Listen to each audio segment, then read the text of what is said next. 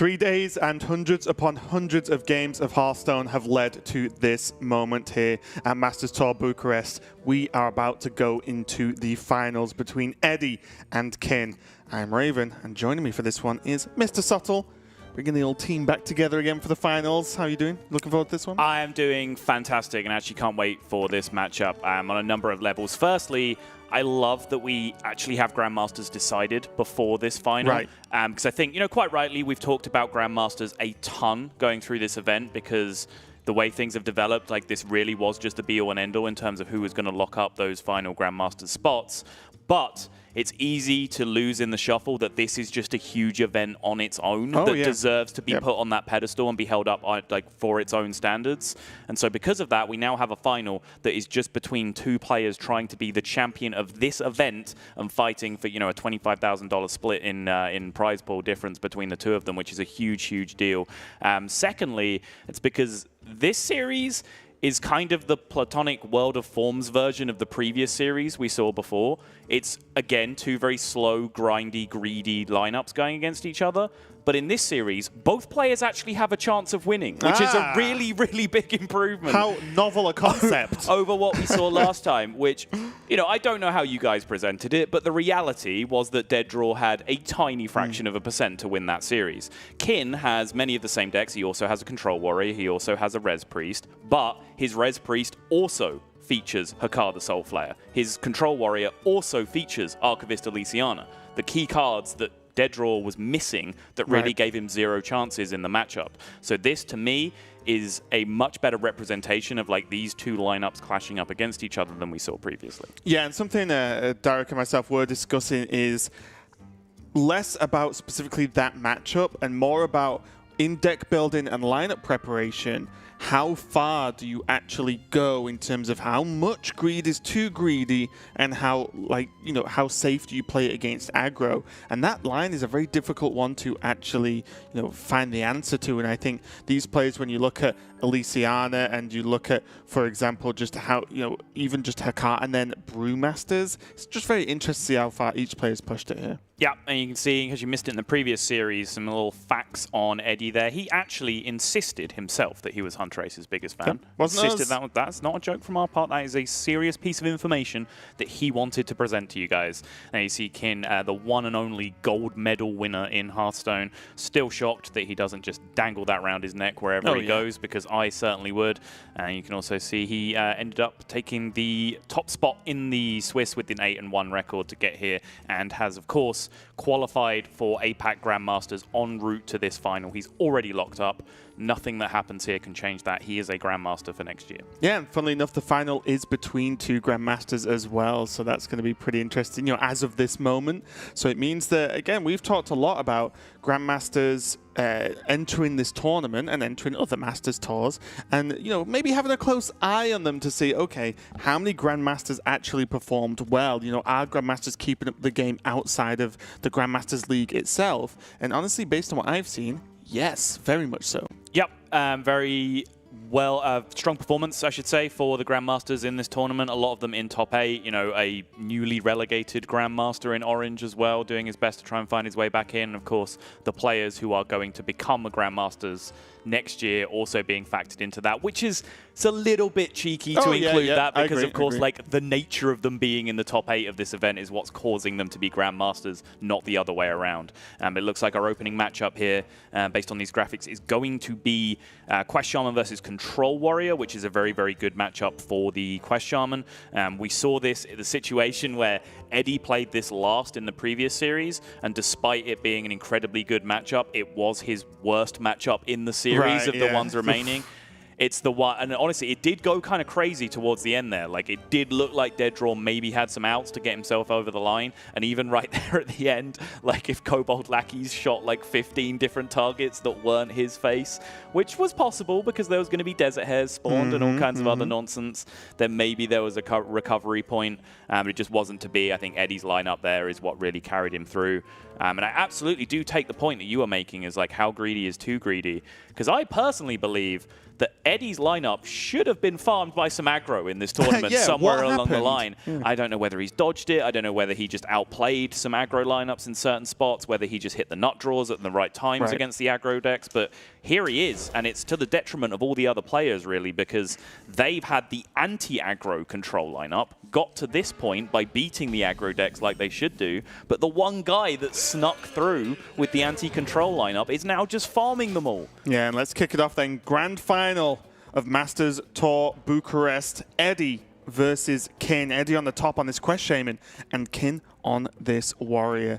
And for me, again, a little bit different now because of the hairs and the addition to with the Evolve, but for me, it's just Barista that pulls this together and really solidifies this matchup. Yes, the game can be won as the Shaman without it, but it really helps. It certainly does, yeah. Really good baristas and really good bog sloshers generally are the ones that are going to take you over the line. Set up your Shutterwalk for just maximum burst potential, board generation, resource generation at the end of the game. And even though Kin here is an Elysiana deck with his Warrior, Shaman is so effective at just pressuring in the late game while still keeping 10 cards in hand that you can actually create board states over and over and over again where you're threatening lethal if they play Elysiana. Right. So they don't get to play Elysiana, so they do some kind of board clear thing, but then you just make the exact same board that does the exact same thing the next turn. So despite having Elysiana in their deck, Warriors can still die to fatigue in this matchup because Elysiana just becomes an unplayable card. Yeah, very early on we're going to see the hairs into Evolve. Not the most mind-blowing one I've ever seen. I think that is probably, I mean, the Sharks kind of good and kind of bad. But overall, I think that was just straight middle of the line in terms of Evolve power here. It's fairly below average, honestly. A 3-4 is average, so he's got a 3-3 that he's not going to get any value out of. The effect on his 3-4 is not going to do anything, and he also got a 2-3 and a 0-3. Like, eh. Yeah, I guess I'm overselling on the Shark because it's a... it could get the job done a little bit better here. Sure. It's some amount of value, for sure. Can't see the generation. Didn't even press the hero power for that double quest effect or double battle cry effect. As opposed to the other way around, where sometimes you have a Shark and you press your hero power anyway. Did that happen? It did, yeah. Oh, okay. I was going Saul's either been hurt by this or he's just cast it today. No, just a sly sideways shot, as always. Okay, I won't even ask who. We'll find out in the VODs. But anyway, Eddie so far putting on a decent amount of pressure here, and the biggest benefit for Shaman is that they're putting on pressure a lot of the time where they're not exactly committing a lot of resources to do so. This Slurper's #1 job is to generate lackeys. The lackey's #1 job is to generate value, but they're still minions that exist in the game and they can still hit face if they're not removed. Right. 5-1, not exactly the dream for Eddie in that spot. Got to attack though. It did. Just trading with half of a snip snap though. Could have certainly got some much stronger outcomes. But still, this Shark is doing some work right now for sure. Restless Mummy or Ziliax can now take care of that fairly quickly though. Yeah, I was wondering whether it's Restless Mummy into him, you know, the Slurper, for example, or the 2-2, then into the Shark. Because it, for me at least, it always feels a little bit bad playing Ziliax without getting any heal. Sure. Especially in this matchup where Shaman has a lot of burst from hand, as we saw in the previous game, and they can potentially have a ton of burst from hand. Yep. So just getting no heal there, is this just mana efficiency kicking in? Or do you think there was a good case for Restless Mummy that turn? I do think there was a good case for Restless Mummy, because even in terms of mana efficiency, he had Eternium Rover to potentially go alongside it, which spent all of his mana anyway.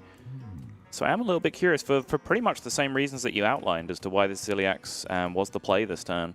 Because that rebound ability that you do get from that Ziliax is huge. Because you think, you know, when you get to the late game, you're discovering a bunch of mechs, you're playing your Omega Assembly for 3 mechs, and yes, those effects are nowhere near as good as they used to be since the Discover nerfs.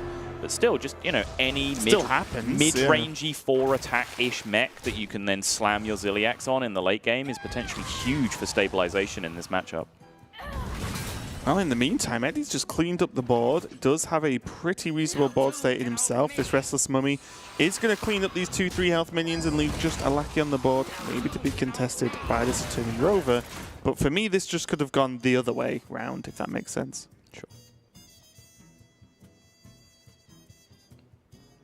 Kin already pretty darn low on resources. I imagine he's going to be hunting for a weapons project sooner rather than later to try and dig his way out of this. Yeah, Eddie, in the meantime, can actually just zap away this 1-3, and I don't mean zap the spell, I mean the Wasp, to be able to clear this off, and just go in with that Sludge Slurper as well. And it's a lot of damage to put into a Rover, but you don't want a Rover just sticking on board, tapping away, because that damage you lose by bursting into it and not doing 6 to face quickly is just regained by the Eternal Rover living anyway, and you can fit the Sludge Slurper in. I don't think it's too bad. I do love a good double weaponized Wasp to face, though, Raven. I agree, but would you if you just knew the armor was going to come back anyway? You can't make me shoot this 1-3. Well, yeah, you're not playing the game. Ah, good point. Excellent point. Good point, well made. You got me there, Subtle. Yeah. Caught on a technicality, as always. Well, Eddie chose to leave it up and actually just play the Witchwood Piper to draw some more cards. I'm never going to be too upset about card draw. Yep. I don't know, I think particularly with the Barista in hand as well, like I think that Weaponized Wasp and Lackey combinations are just so premium right now that throwing it at that 1-3 just doesn't really concern me. Okay. I just don't think that 1-3 is a relevant factor in the game right now.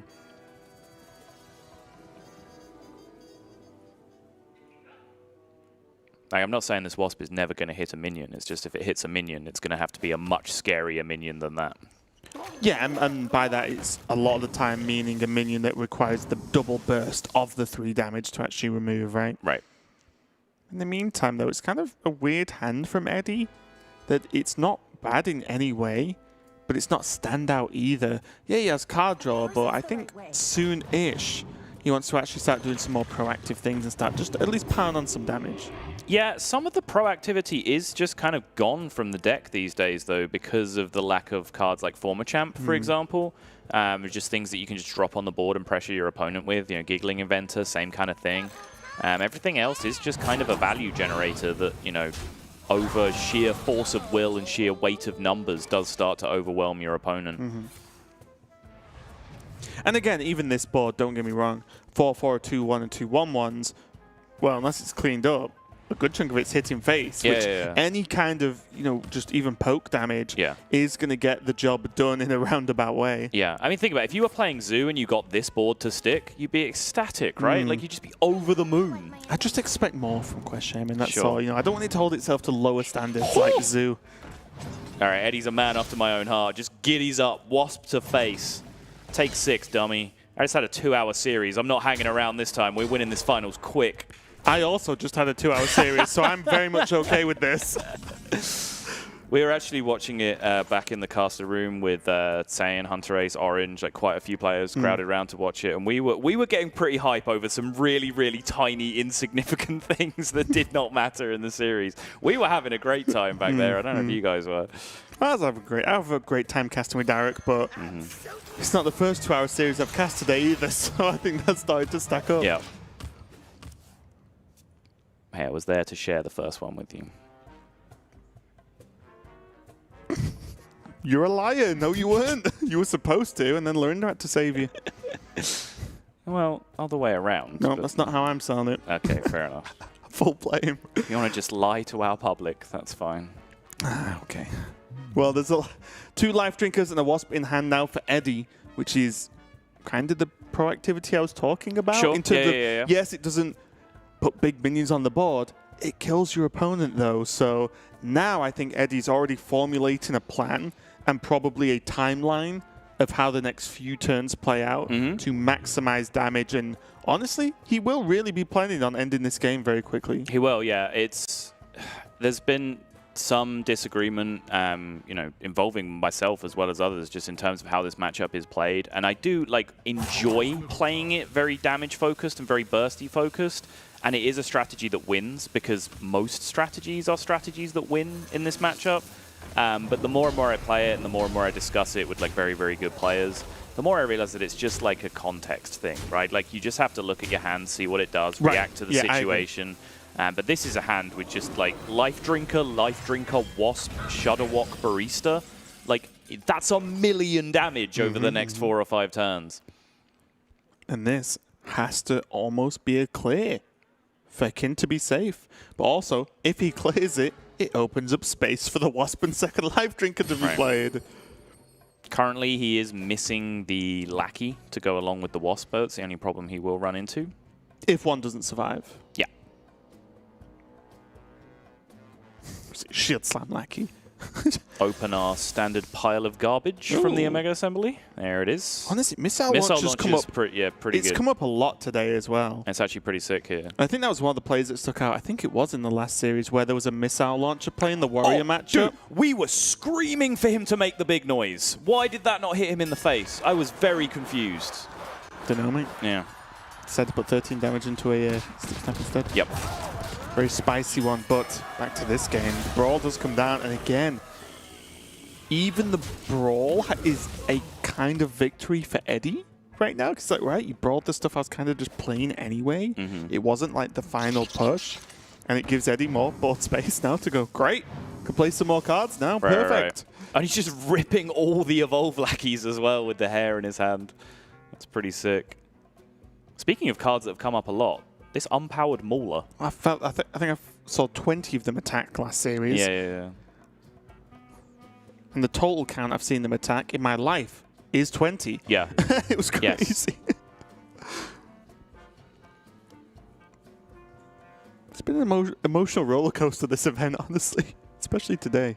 I've had some crazy matchups. This is like one of the weird breakpoints of the matchup for Eddie, where he does have to decide one way or the other, because he can go value plan here if he wants to, like just play all of his other cards first and then do the Desert Hair Barista thing just to get endless Desert Hairs.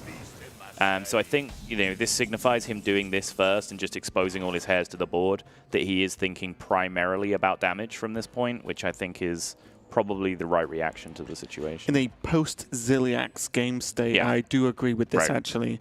Although, I'm kind of with you. I like playing this deck in a damaged way, in a bursty kind of style. It's just quicker, isn't it? Gets the job done. Just get him. It's closest to Hunter without it being Hunter. But I do think it is relevant here. You got a little bit unlucky with that big game Hunter being the Evolve. Right. But I think more importantly, he just needs hand space. Yep.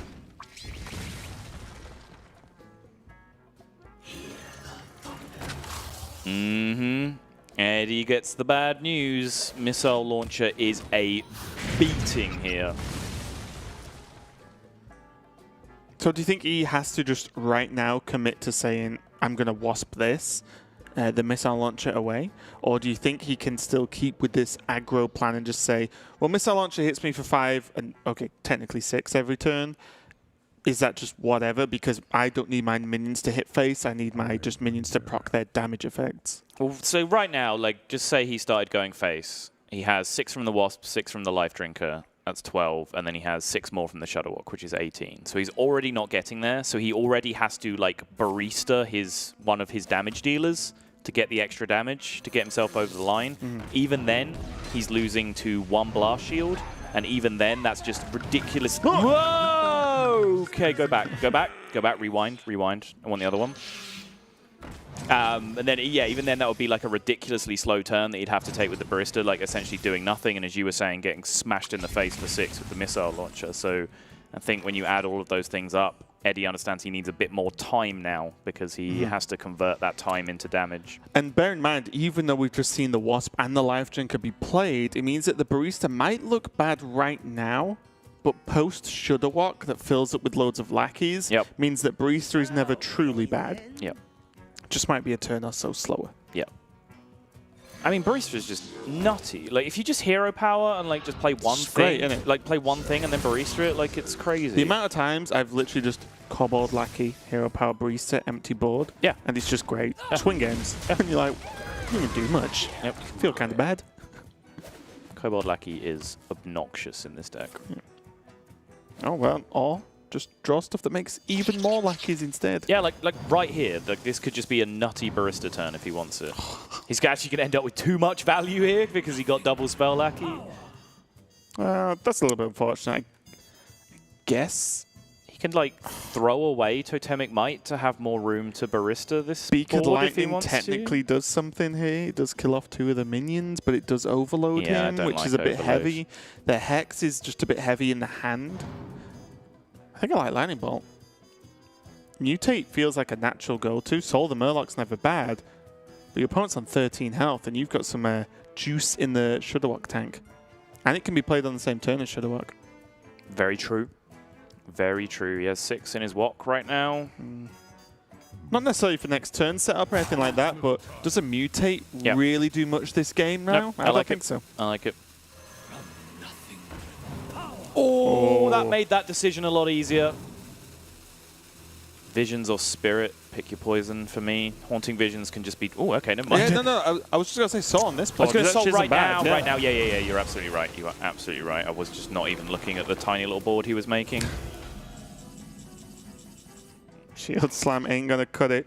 Whirlwind now is pretty much negated, but Kin is saved a little bit with his Hero Power plus Whirlwind. Is actually a pretty big deal here. He can clear the board. Eddie hates to see that shield block. And honestly, I confess, I've not watched tons of Eddie play. He doesn't play in the time zone that I have been awake recently. Yeah. But I have seen him play before, obviously, but he has impressed me even just today. In the 1 minute, he's handling the slowest matchups known to man, and the next minute he's playing like Turbo Shaman out of nowhere, and I think he's handling them very well. Ooh, the Blast Shield as well. Yeah, I think Eddie is one of the most impressive players to come out of America's GM this year. You know, the players that we already knew were fantastic. You know, Purple, for example. Right. Everyone knows Purple's the nuts already, right? Like, that's no great surprise. There would have been some people who didn't know who Eddie or Sohyun previously was.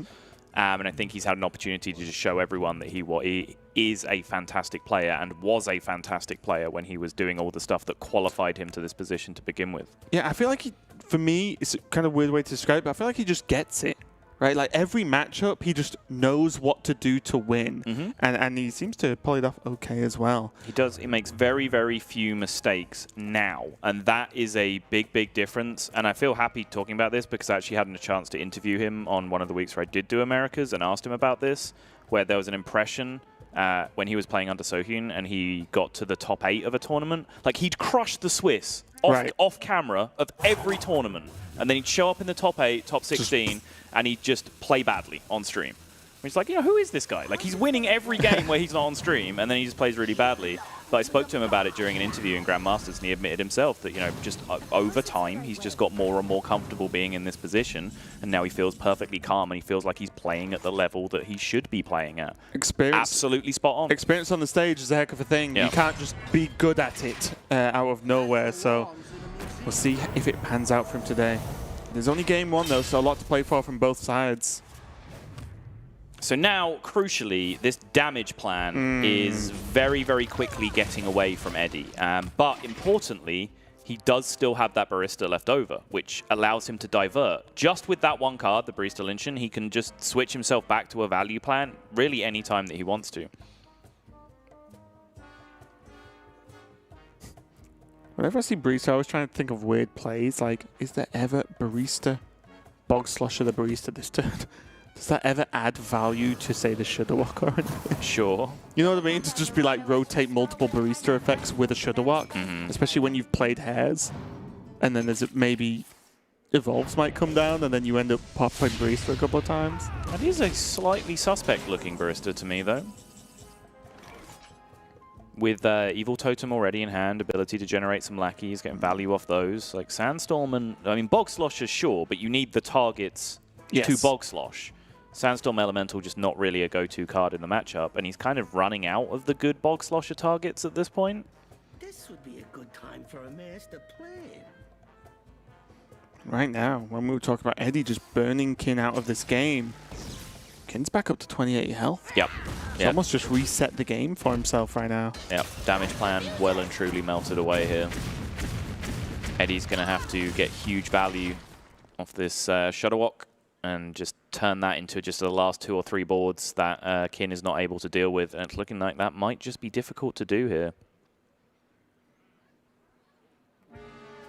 Suddenly it was just 3 turns back to back where it was like shield block into like Weapons Project Harrison into rolling a blast shield, and like the damage plan is just gone at that point. And one of the problems with the barista he went for was that he's trying to deal with it now, but it filled up his hand more, which meant Shudderwock isn't good enough. Right. Which means that the plan, by using the barista, there's no barista post Shudderwock with all the lackeys. Right. But you also can't even play Shudderwock to get different options. Right. I feel like he maybe pinned himself in a corner a little bit with that barista turn. Yeah. I don't know whether he has... He almost certainly has no Sludge Slurpers left because he played Witchwood Piper already, which would have drawn them if they were in the deck. But he might still have an Evil Cable Rat remaining that he can Bog Slosh for like enormous amounts of value several times. Kind of interesting. I'm just curious what his plan is with these Bog Sloshes. Well, he also has the lackeys he'll generate from Shudderwock, right, as well. Yeah, but that's not turning the Bog Slosher into more stuff, right? It's just getting repeat value out of the same thing. Like Ethereal Lackey specifically, sure. Like that's the one that you can actually generate more stuff of.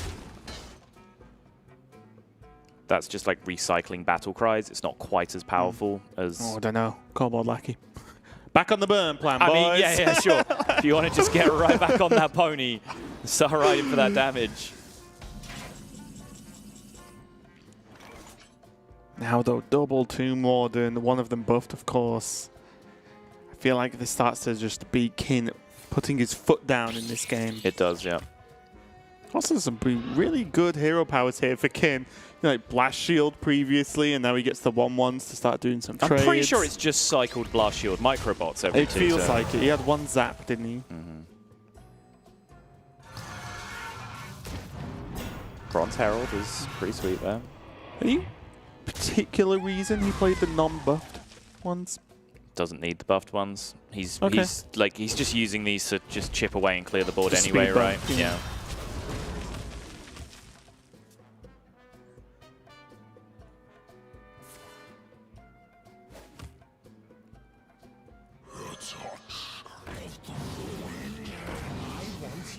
Okay.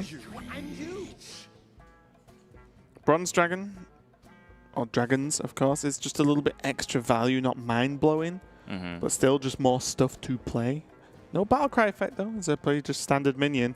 And now Mogu is live and can be traded with the Mutate, the age-old combo now.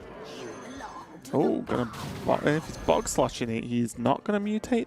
No, it's cheap enough to just be replayed, but yeah, whether or not you want to mutate or not, I don't know. What did he miss? I don't know. Did he... What was the concern? Wait, did he ever not... Should he ever not have hero powered? But that would have affected the cost of the Mogu.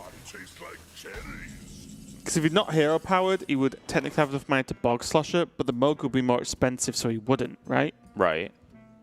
So if it's not that, I don't really know what he feels he messed up. Yeah. I'm not entirely sure. I think if anything, it's just like he realized that wasn't a good turn. Yeah, it just wasn't like that. Probably wasn't the Bog Slosher target because he just kind of wastes his mutate at that point. Like he's already buffed the minion into the Natrop. The first thing I said was, oh, if he's Bog Sloshing it, he's not going to mutate because the minion's already big. Right. But, Boom Reaver is big. Bulldozer is also big. I think I like Boom Reaver here. I like the Bulldozer. He's just not really... Probably, very possibly has no minions left in his deck at this point, right? Okay, I'll give you that one, yeah. If he has minions, though, my point being that I feel like against Quest Shaman, you would rather have 2 minions with Rush than 1. Sure. But yeah, depending on what he actually has in the deck, it's pretty important. So now the problem that Eddie has is that he's can't create that situation that I was talking about right at the start, where even if Kin has Elysiana, which he does, he can't afford to play it into the board because the board represents too much pressure. He kind of can if he just plays Shudderwock exactly this turn. Right. Whether or not he wants to do that, though, he's going to hit himself into fatigue. He might just play all of the other cards this turn instead. Well, he's not Shudderwocking. like, do this, Goblin Lackey, evolve. Do you not want to save evolve for the Shudderwock turn? I mean, if you spend a card now, that card gets replaced by your Shudderwock anyway, right? Like, keeping the evolve in your hand for after the Shudderwock turn is just -1 card, because your hand's going to overfill from the Shudderwock anyway. But okay, so I guess my point here is this board seems threatening enough to not warrant an evolve. Sure. Whereas a Shudderwock board can very easily not be threatening enough. Sure. And all the minions you're getting after that are generally lackeys, which are just 1-drops. So then do you want to evolve the turn where you might summon some hairs and stick on the board? I mean, yeah. And you evolve the Shudderwock. The hairs are for sure the big reason to hold on to it. I'm just curious about like whether Eddie might just need every single card he can get access to here. Oh, we're going to find out pretty quickly. Right. Okay. And I'm assuming by the way those Bog Sloshers were used that the Cable Rats and Sludge Slurpers are all gone.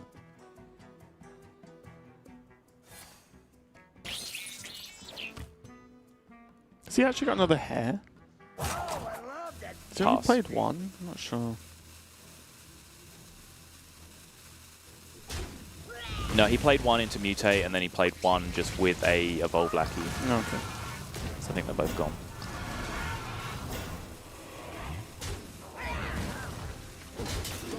Super Collider getting work done right now. Saving tons of health on these minions here and allowing them to clear up. Yep. And this is another reason you asked the question, why did Kin use the smaller one before? Was this using the bigger one now? You can see that it's protecting his Elysiana turn a lot more because he's getting closer to that point where he needs to Elysiana. So by playing the big boys now, he kind of protects his tempo for that one turn to be able to play Elysiana when he needs to, which I think is a very nice way to like make that 1-2 punch line up, just to give him the security in the late game.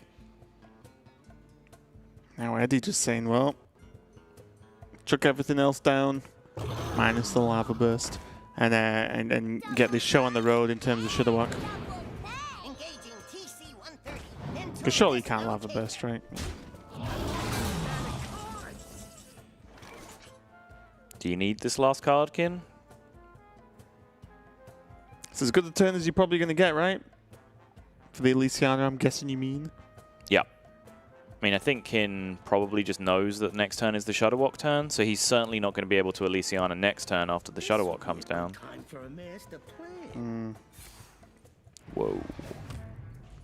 Does he need the last card? I confess I'm not sure what the last card actually is. I guess the different question, does he need the health?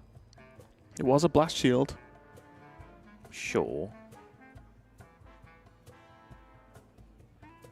He gained 7 there, so I guess we can see if, like, taking fatigue ticks when he can't play Elysiana kind of adds up to that 7 that he gained anyway. Like I said, not saying it's right, but he clearly valued the armor. Yeah, that's a good question.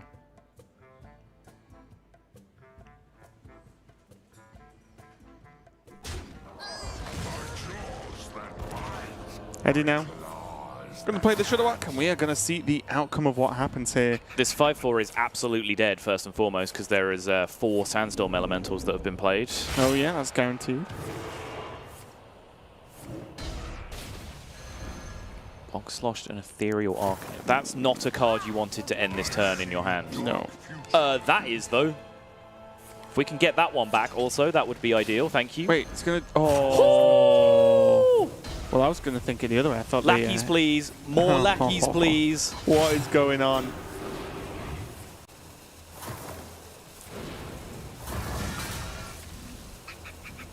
So now, if Eddie... Yeah, I was going to say, if Eddie ends this turn with an actual board... Got fantastic evolve as well. And the 4/3 for the 2-drop. This is a board that Kin has to answer. And then Eddie's like, all right, let's go. Didn't get tons of lackeys, though, did he? No, he did not.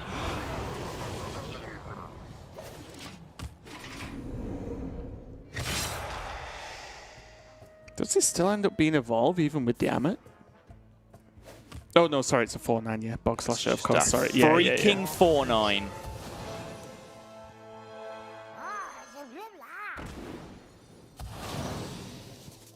Oh, okay, okay. Ooh. Calm down, Tom. I'm extremely excited by that Finley.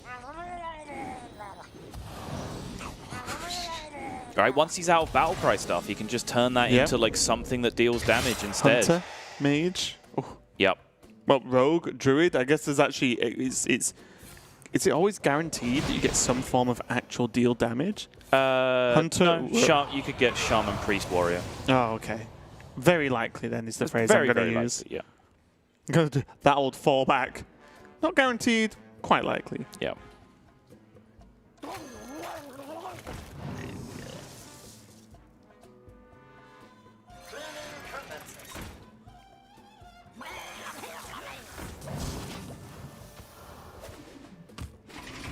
The Toxfin is pretty huge on the Sludge Slurper here, giving Kin that little bit of tempo he needs, because remember, he does need to have that turn to protect himself from the fatigue damage by playing the Elysiana. He's already taken 1, he'll take 2 more next turn. Passed up the opportunity to do so in order to gain the 7 armor, something that we'll keep an eye on. Mm-hmm. Should be on 14 right now.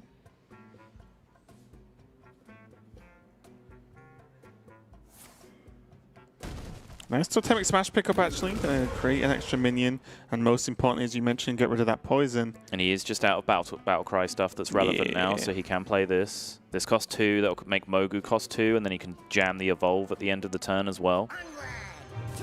Another big turn from Eddie. Oof. So the druid, it's right? Always druid, yeah.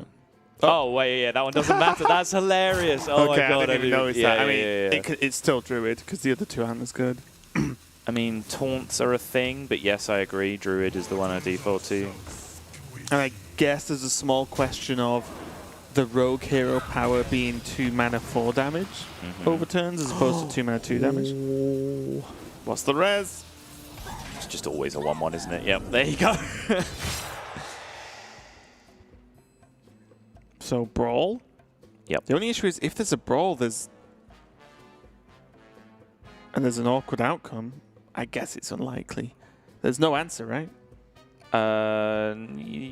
Yeah, you can. So you can microbots first and then brawl to have just shy of a 50-50 of winning the brawl yourself, or you can just choose to brawl and then microbots a thing that survives, or yeah, you can just go the warpath route. Yeah, I was more meaning if the priest legendary if the survives. Katrina survives, That's the fear factor, isn't it? Right. He still leaves a minion up here, though, right? Or he can smack it with the Super Collider? Sure, but he still takes the damage. And on the pass back of next turn, he would have now taken 6 total damage from fatigue. Wait, does he? Oh, yeah, because I thought he had 1 more mana. He's overloaded. That's what threw me off. Yep. Like, I think this is a great cleanup. Genuinely, I think he might have forgotten about the overload as well, because how often are you overloaded in Warrior, right? I just did it, and I'm sort of more relaxed watching this here as a spectator, so... Well, this will do it. No, that's still only 4 damage being added to the board. There's 5 health in play. No, he has to hit something. Again, I was thinking of the lackey with the shaman hero power. Yeah. Jeez. This is ruining my mind, this game. Why does the shaman have a druid hero power and the warrior have lackeys and overload? Right.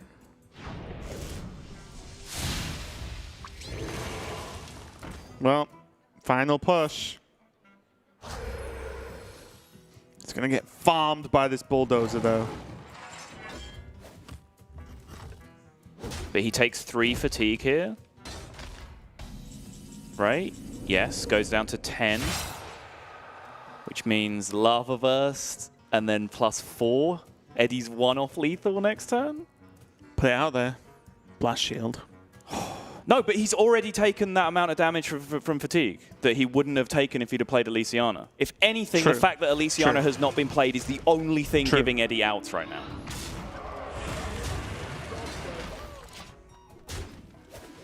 This is 6 fatigue now for Eddie, yes. So he is...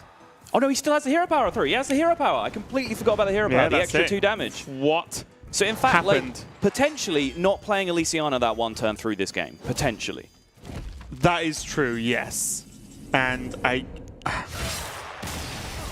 guess the problem with that is that the game would obviously play out very differently because he would deal with Elysiana in a certain way, and then everything would change. Maybe removal wouldn't be played, maybe it would.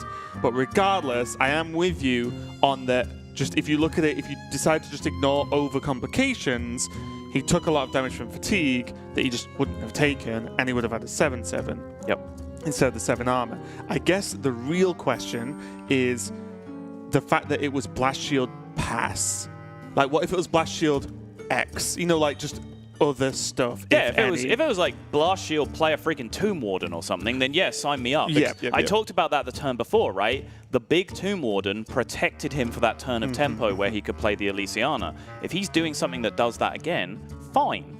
But the rhythm of the game is clearly, if you pass there, Eddie Shudderwalks. And if Eddie Shudderwalks, you don't get to play Elysiana for the rest of the game. You have to be very confident that you are killing Eddie with fatigue before you have to play your Elysiana. Right? Before you have to play your Elysiana. And I do not think that was the case in that situation. You can evidence that I don't think it was the case because I objected to the play before the fact. Like, this is not me over there, that's the fact. Yeah, the fact's over there and I'm here before it. This is not me just like looking at the result and calling it out. Like, it looked weird to me and I kind of stand by it being a little bit weird. Yeah, but what isn't weird is that Eddie is 1-0 up now. And again, I feel like Eddie is just not allowed to play standard games of Hearthstone. That's how I feel cast him this weekend. As he goes 1-0 up, he is going to be on his Priest now versus Kin's Hunter. And again, this matchup, I think, is very hard for the Hunter. You have the tiniest of windows to win this game. Yeah. And if you don't, you just can't. Because you can't recover, you can't deal damage fast enough that beats the health that Priest can gain. There are some things that can happen. Terrible draws, the Priest just never finds a Kartuk defender, for example. You know, stuff like that obviously make it easier for the Hunter. But honestly, this is not a game I would like to play if I was sat in Kin's seat right now. No. He does have to reset, but before we do so, I do want to cover one more thing as well, real quick about. Look, we know you might have been probably right. No. This is actually defending Kim, where I think part of his reason why he doesn't want to play the Elysiana there is that he knows that his clear on the Shudderwalk turn is going to be like a Whirlwind Plague of Wrath type which clear, kills his own which would Elysiana. kill his own 7/7. So I think like that is a justifiable argument to not do it there. That you want to protect your 7/7, actually use it as a 7/7 in play. But for me, smack face with the 7/7, deal the 7 damage and let it go. Like, that's done its job to me. It's just about preventing that fatigue damage. Not even that. Smack the face for 7 and shuffle 10 cards in the deck, right? Like, that is very much the job being done. Right. Here we go, though. Go into game number 2. Eddie currently leading 1-0 off the back of that very long but very in-depth, I would say, Shaman versus Warrior game. And now we're going to move on to what I believe, at least, to be a more simple format and a more simple of how do I win this game? You just never die. All right, serious question, Raven. How has Eddie done this for 3 days?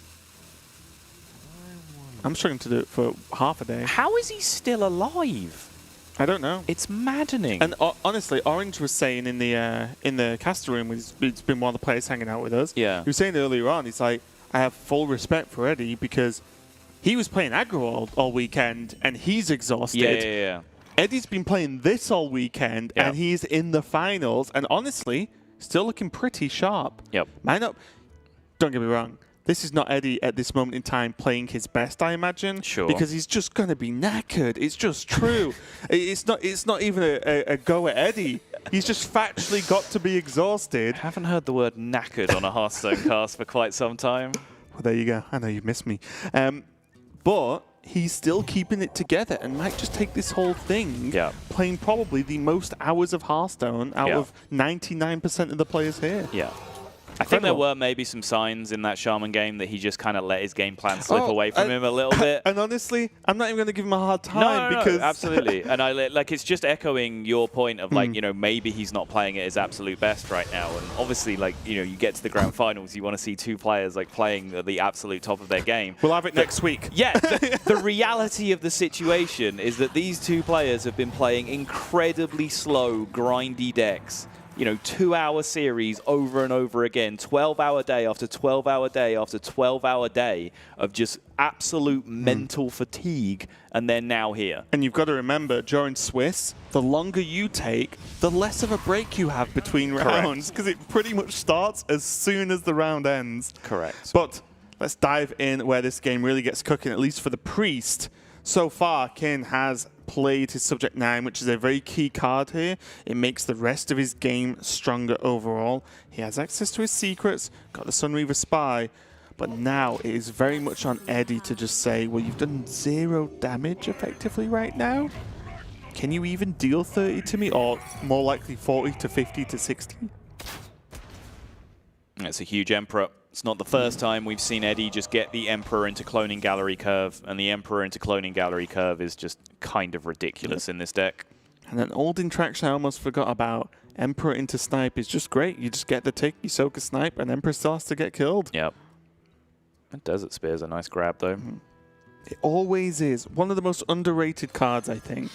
It looks so just... Like pre-release? And maybe even earlier on. Sure. Because it looks so inconspicuous. It's a 1 mana, 1/3. Yeah. It's insane. It does so much. It's kind of, if you kind of squint a little bit and don't think too hard, muster for battle. Agreed. I was going to make a way worse comparison. Go on. I was like, no, I'm not even Go gonna on, no, I'm dying to know what yours is now. Do it. I was going to say, it's kind of an Eaglehorn bow with 3 charges. No, I'm sticking with mine. Yours is, I'll give it 3% better than mine. Yeah, that's fair. It's still not very good, but it's significantly better than whatever that nonsense you just came out with. I'm not casting at my peak at this point, okay? 12 hours of mental fatigue, day after day after day. I'm just making things up, I'm sorry. It's what I actually do all of the time. It's just more noticeable now. Yep. And now the Cloning Gallery come down and... whatever, pressure play, anything. Ooh. Wait, okay. Skadoosh. That's interesting. But and this is the problem right now. Already... He just gets it back. No, okay, got the Infiltrator. 2 Kartuts in the pool. Uh-huh. Tons of healing. Uh-huh. Eddie's already on 30 again. Mm-hmm. And, well, there's a lot of secrets. And a Zul'jin. And the Bloods have gone in the deck, and the deck count is 13 to 20. Yeah. Incredibly in favor of Eddie. Honestly, this matchup, I've not played tons of this Priest. I apologize. But this matchup, I played tons of Hunter. Feels like one of the Priest's best matchups, as far as I'm concerned. Okay. Certainly haven't played it too much from the Hunter side. I have played a decent chunk of the Priest, though. Do you ever feel like you struggle? Against Hunter? Not really, no. Yeah, honestly, it's very straightforward, isn't it? I just really didn't feel like I struggled against anything when I was playing this deck. I struggled against mirror matches because I just didn't want to play them. I just didn't queue into Malagos Druid or Holy Wrath Paladin ever, so I was just winning every match. Nice. Yeah. Clearly, people have not understood that Malagos Druid is the best deck. Not good or bad. Killed the big one, but it wasn't any of the ones that could attack. Wait, what happened? The Infiltrator killed like the 3/2 Sunreaver Spy or whatever it was instead of any of the Hounds, but the Hounds could still attack that turn. It's probably neutral. It's probably good actually for Eddie. Just fairly medium. I think it's good for Eddie. You just reduce the attack down on the board. Yeah, sure. Right? Just don't get hit hard and you win. Sure. I think I was casting with Derek. Were you? Did you hear his explanation of Frozen's explanation of who wins the Priest Mirror? Whoever goes first. Yeah. Yeah. It was great. Yeah. And then I suggested there might be a conspiracy theory. If we look at all the competitive games of Hearthstone ever, did all the players who went first actually win and no one noticed? I mean, no 2 players will ever play perfectly enough for that to always be true. I know. But yes, when 2 decks just always have more fatigue, more removal than threats, and when there's no like random kicker element that can change things, which there really isn't that much in this deck. It's extremely minimal. Like Mass Res just doesn't have that big an impact on what Katrina, happens. right? Might be. Even then, It's one thing when I was talking to Derek during GM, because this Priest was, we started to pick up on this Priest. Yeah. It was like, do you ever, if you expect it to be popular, play Quest? Does that even win? Well, you can make, your minions are bigger than theirs. Sure. And +3/+3 every turn's pretty sick. Sure. You know what I mean? I was just thinking, like, for one of and it's not terrible in matchups as well. It is, though. But you can just mulligan it, right? Yes. I'm saying it's like, if you're expecting tons of mirror, you should do something, surely. Yeah. But I think that's why we're seeing Hakars and things come into the deck. I think that's probably a more reasonable way of going about it than playing the Quest. In the meantime, Eddie's just been beaten up. Kin now, and this is the issue. As Hunter, in these against these slower decks, you normally push some early damage and then rely on the relentlessness of the Hunter to deal, just chip until the game just ends, basically. Right. Whereas Priest negates that with relentless healing. I mean, there's still the Tauren, there's still the Penance, and there's still just the hero power. And yes, he went Emperor into Clone, don't get me wrong, that's very powerful. But they do other powerful stuff as well. Like I said, there's tons of healing just in hand that he's not even used yet. Right. It's such a tough matchup. Zoth is not getting penanced this turn. Okay. Wait, no, the Zoth isn't getting penanced? Oh, sorry, not pen. You know what I meant. I thought it was a seance for a second. Seance, I was just I was just reading the wrong card. Ignore it was an me. once, I guess. What? Penance. That's what I said. Yep. So, Zul'jin going to come down now. I'm honestly not even sure what it does. In terms of impact on the game, I know how Zul'jin works. Just before anyone Zul'jin is a 10-mana card. Yeah, before anyone comes at me with that one. Gains 5 armor, transforms your hero power. Even this is a decent to good Zul'jin in this version of the deck. Yeah. It's still just not doing much, is it? Not when that happens, it's not. Get no. him. The one saving grace right now for Kin is that he has a significant value advantage. But when you add in these 2 cards that Eddie just has in play, not quite so much. So the Sandhoof has to attack here. Yep. A little bit annoying, just because of the way it works. It's like a light well. It only targets one something that's friendly and damaged. Right. Generally want it to hit your own face in, obviously, the aggro matchups. But honestly, I think with Penance, with Mass Hysteria, there's Shadow of Death, Shadow of Pain. He's okay with it, healing whatever at this point. You know there's the pressure plate as well, though, right? So I don't know if anything even gets cast this turn. Yeah, he's just going to chill. It's more he just has it for the future, doesn't he? You know, it's he's not under any threat right now, so at any point he can emergency heal, and that's another blood going there. And Kin's just on 4 health somehow. The Hunter's getting beat up by the Priest. Everything is wrong with the world. Yep. Zephyrus draw, of course. There are corrupted bloods in the deck now because the blood was drawn right before the Zephyrus was drawn, so that is just not active. I hope Kino is aware of that, or Kin, sorry, is aware of that. Apparently some people are just blind to the color of the border. Some people just don't even know that's a thing. Amazingly. Like, I don't know how that happens. I'm pretty sure he knows what's up, though. Yeah. Freezing Trap will stop this N'Zoth attacking, of course, and it will go past 10 mana. With Thorson already gone, there's no chance of reducing it down, unless it's resurrected, of course. It could be rezzed and reduce the N'Zoth down again. So we'll see how that plays out. But Eddie has to expect a Freezing Trap here. It wouldn't be a shock, would it? It's not happening, though. I'm not going to go for it, yeah. Trade off. Going to clear it out now.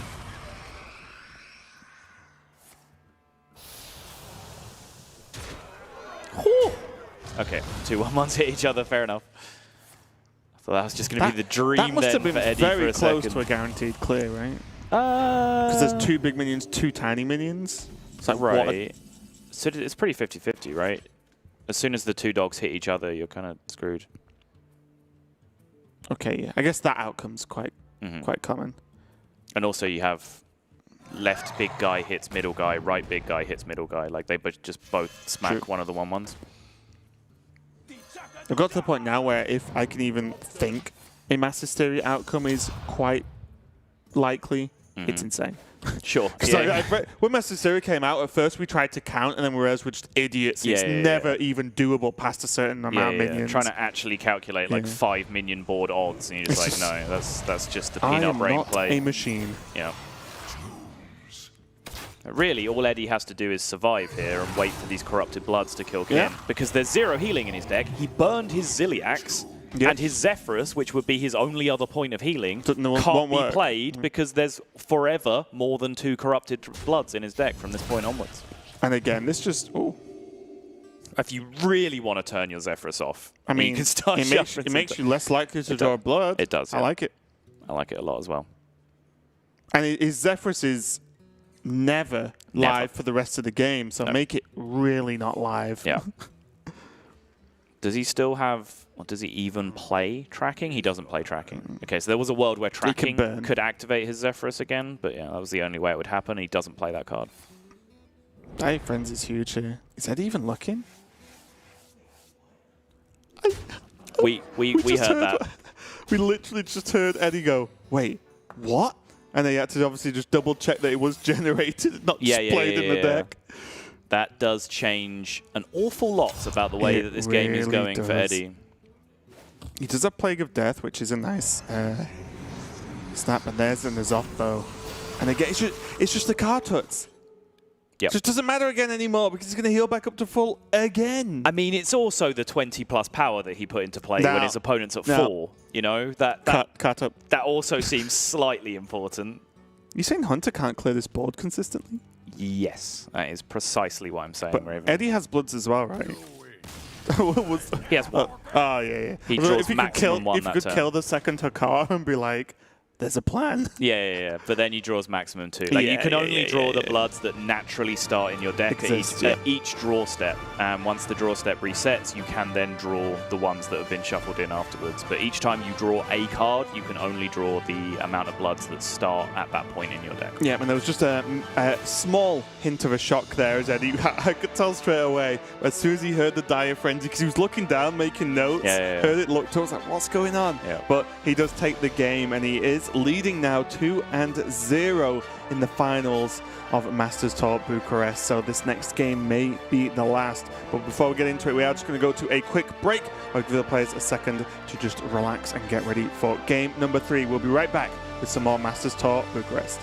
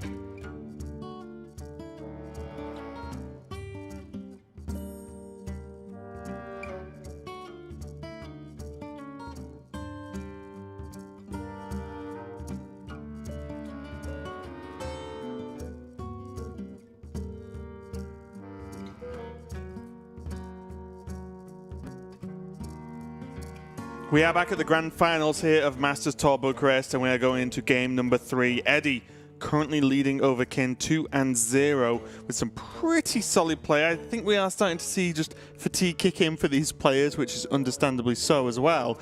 But I think Eddie is looking pretty good to take this series as far as I'm concerned. Yeah, fatigue's kicking in for the players, fatigue's kicking in for the casters, fatigue's kicking in to the eliminator players that are just hanging out with us backstage. Like That's true, actually. There's a serious wave of delirium going around this building right now because it's been 3 incredibly intense, long, hard-fought days, not just for Grandmasters places, but now for the illustrious title of Hearthstone Masters Tour Bucharest champion. There you go, I told you. That was all deliberate. I screwed up on purpose to hammer home the point of how delirious everyone was. It was meta. I don't even know what you just said. It was meta commentary. Yeah. Sol, always with an excuse to try and make him sound smart. You learn that very quickly, trust me. The players are getting ready to go into game number 3. Eddie, as I said, currently leading 2-0 with that warrior. He's going to be going up against a hunter from Kin, and this is definitely a matchup that Kin can win with this hunter, but let's just bear in mind, Conquest, best of 5, 1 ban, no shield, means that these players have to win with every single one of the decks. So this is just going to be the first step in a long line, or a long stroll maybe, of Kin trying to pull back this game and this match. It is indeed. Oh, that is the curve for Kin. Secret, Mask Contender, Hyena Alpha. Probably wish the secret wasn't Snipe. When you're looking for this kind of play, you're really looking for snakes 9 times out of 10. Or Rat often in several matchups, rat just a thing that's not going to get activated. Like, this actually really sucks for Kin. Yeah. The fact that, like, Eddie plays, like, 0 early game in his warrior as well, by the way. So the fact, like, there being a minion to play there is actually just kind of unlikely in and of itself. And there's some recovery from Kin as well. You know, he has the Ursatron. He has some plays that at least he can make. But now this is being cleaned up by the Mummy, and the Mummy living to swing next turn means that this is going from bad to worse. The fact that Snipe got procced has just ruined everything for Kin. Now he's just behind on board. Eddie's just curving out with Dynomatic into Kartut Defender. Then has a second Restless Mummy to bridge the gap until Dr. Boom. Ready to go. Oh boy. This is getting messy already. Yeah, I like this from Kin, though. He just plays stuff. Get stuff on the board. Get some minions. Right. This is the greediest warrior deck of all time, by the way. Read it out for me, Sol. Okay, I mean, just the relevant greedy cards, No, right? every single card. And if there's 2 of them, I want it read twice. 1 mana, Shield Slam, 2 copies. 1 mana, Town Crier, 2 copies. No, okay. That's as long as I can commit to that bit for. He has a Whirlwind in there. He has 2 Plague of Wrath in there. He has 2 Brawls in there. He also has a N'Zoth in there, a Hakar in there, an Elysiana in there, a Sylvanas in there, an Emperor in there, and a freaking youthful Brewmaster in there, just to top it all off as well. Why not? It's just a solid 2 mana 3/2. Always a greedy boy. He is, and Masters Tour Bucharest, the moral of the story, greed always wins. nice positive message we like to send out here. I will say as well, though, it's Eddie, because of that, must have played extremely well in Swiss, because there have been aggro lineups, many of them in fact, and even with control decks that are greedy enough to actually, they almost go past control and go into control buster decks. Yeah. You're weak to aggro because of all, like you said, Eddie plays no early game barely in his warrior. Warrior early game is insane when you're playing against aggro, and without that, he could have found himself open, but he has fought all the way into the grand finals alongside Kin, of course. So even the greed in his decks, he's either only lined up against control lineups, or he's just pulled it out the bag and got this done. I'm impressed. 0 Eternium Rovers, 0 weapons projects in his warrior. Madness. Yeah. No tomb can hold me. Okay, so looking at this though, Kin does have, you know, some of the all-stars here. Siamat, Downtime Bran. Yep. He has Zephyrus. Yep. And I imagine at this point, Zephyrus often becomes Tyrion. Maybe. Because I never really feel like versus Warrior you can hold a board often enough for Bloodlust to be an expected outcome. Sure. Maybe Soul of the Forest becomes more regular, but you never really go that wide as Hunter, whereas Zephyrus just into Tyrion is just another big threat, with another big threat to follow up and so on. Right. So I think even just potentially being able to just swing Ashbringer 3 times is something that Kim will really want to aim for in this specific matchup. Yeah, very possible. I guess a Mass Dispel could come into play on an Azoth turn. Yeah, absolutely it could. Is Eddie just going to big execute this? Yep. The biggest execute. I was thinking of trying to merge big and execute. So I got to Bexecute, and I very quickly went to Brexecute. And I was like, nope, never mind, that's not something I'm going to keep using. Hard no comment. Yeah. Well, see him out on the board now. With that Windfury Divine Shield as well, means that it's a threat, especially after seeing that Plague of Wrath. Kin at least has to have a hope that this isn't cleared right now. And now I think it's reasonable. Zephyrus Blessed Champion is 24 damage just from the Tiamat on the following turn.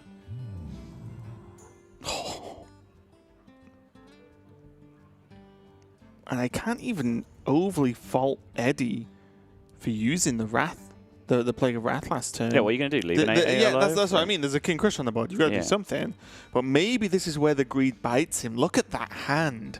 N'Zoth, Hekar, Elysiana. Right. Boom. I'm not going to argue about it, but my point being is that's a lot of mana and not a lot of cards right now. This hand costs, what, 30, 45, 54 mana right now? Sheesh. Does he have to just Cartwood Defender and hope? Probably. You can see the Spellbreaker. What does Spellbreaker Zephyrus do? Anything? With 2 mana? Yeah, Cold Blood? I guess, yeah. For I 20. was thinking Wind Fury and I was like, wait a minute. Yeah, Mega Wind Fury doesn't work like that.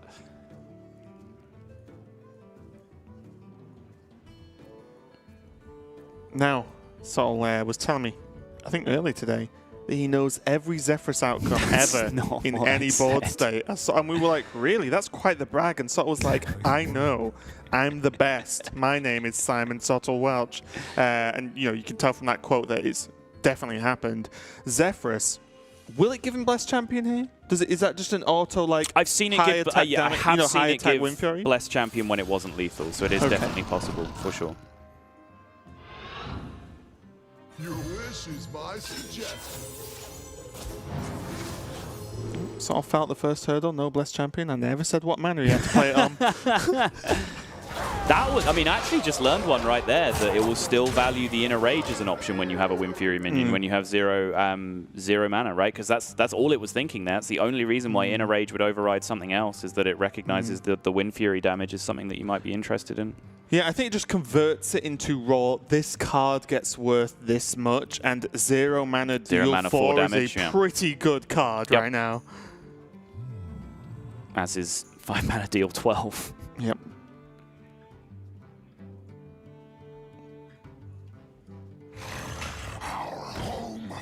That's not going to come down now, and this must be paining Eddie that he can't do anything about this. Tiamats with Wind Fury do not live this long. They do not live this long. They should not be able to swing 18 times in a game.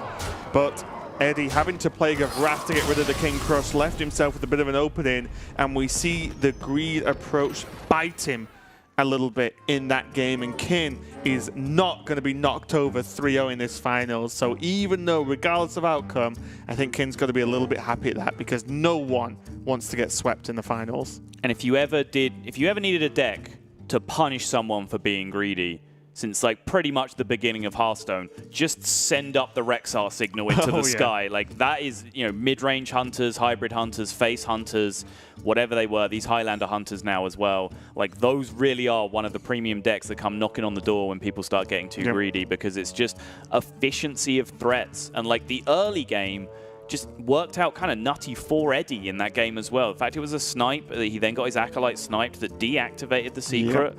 Kin just had to play 3 mana 2/4 go then as a follow-up. Eddie had the perfect curve of removal into removal into removal, but it was just coin Dino Tamer Bran. Oh, yikes, I have no nice way to deal with this. I do wonder how different the game looks if, as you were saying, he just Kartuk defenders into the Dino Tamer Bran instead of like going straight to removal, with the idea being that like it has to bump into it anyway, and then you get a better Plague of Wrath on the following turn. And it's not like the Hunter ever just goes, I'm not going to develop onto this board now because I've got a King Crush. I mean, we did see that Spellbreaker was in the hand the whole time, so it's very possible that like the Spellbreaker would have happened, face would have been pushed for 8, and he just would have ended up taking unnecessary damage in that situation. But it's, you know, it's a different path the game could have gone down where maybe something would have changed. Either way, Kin just also kind of had the goods himself. He just had all the threats lined up there. Yeah, he did, yeah. And it's one of the benefits of just Hunter. I don't think he's mind-blowing at anything right now, but I feel like it's just consistent damage deck, right? It just chunks damage just pretty consistently. There are some big blowout turns as well, but overall, that's for me the difference between Warrior and Priest in that matchup. Priest has so much more consistent healing, at least as far as I'm concerned. With some Res Priest. Resurrect Priest, yeah. And that really shows the difference. Versus Warrior, you can always make it work, right? The convenience of having CM live, of course, is pretty sick. Yeah. But you know, I feel like versus Warrior, there's always a chance, whereas versus Priest, you get locked out so hard. But let's take some swift strides into game number 4. Eddie on the top on the Warrior, which is N'Zoth, as you can see there.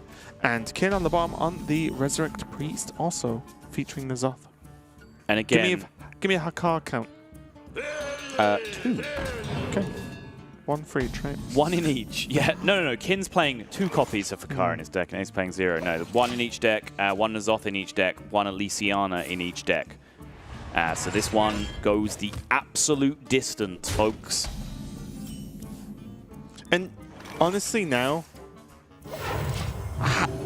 does Hakar even exist as a card if both players have Elysiana and both players have Hakar? Like, does anyone get a right to do the Hakar thing, I guess is my question. Well, I think it's the opposite, right? Like, you can just Hakar as much as you want because you know that you and your opponent can always just Elysiana when it comes down to it. Like, I think the idea is you can just play it as a 9/6, right? And, like, the Bloods aren't likely to be relevant here or there. There is, I mean, so... it's timing, though, right? How deep would you like to go here, Raven? I think we've got time, We have got about 45 minutes. So here is the real problem with playing Hakar in matchups like this. When they're going to go all the way to fatigue and potentially to turn timer, which this can, there is Elysiana Brewmaster in one deck and there is Elysiana Seance in the other deck, so this can happen, and there's Emperor to discount them, so it can all be done in one turn. So this is a real thing. Who thought of this? Someone in chat, Twitch chat, nominate one guy who has to keep count of turns. That's their job, all right? I've already lost count. What are we on? You've got to hold them accountable, all right?